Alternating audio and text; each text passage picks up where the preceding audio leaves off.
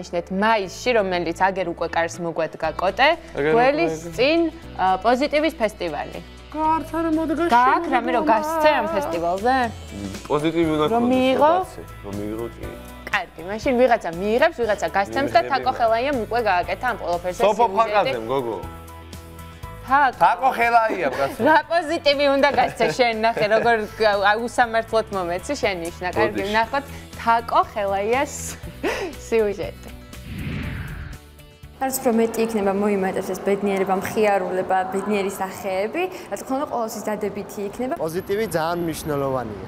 პოზიტივი მნიშვნელოვანია და ძალიან მომწონს ეგ იდეა. ერთად გავაღიმოთ ქალაქი.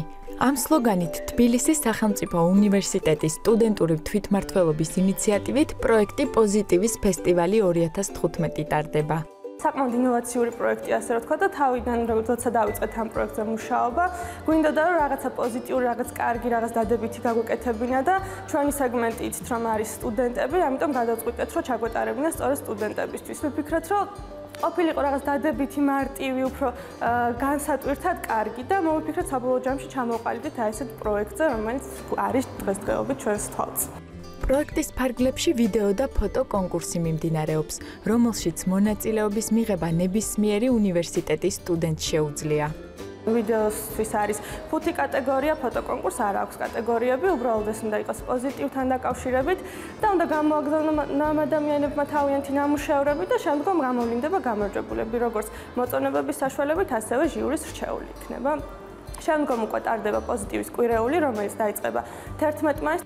ფოტო და ვიდეო მასალა ფესტივალის სოციალურ გვერდზე აიტვირთება.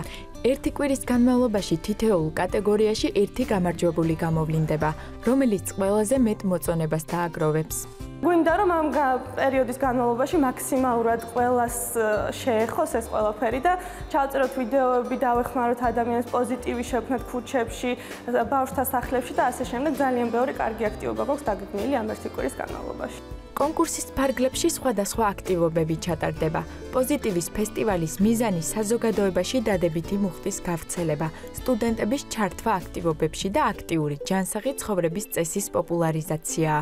გამარჯვებულის ვინაობა 10 მაისს გაირკვევა.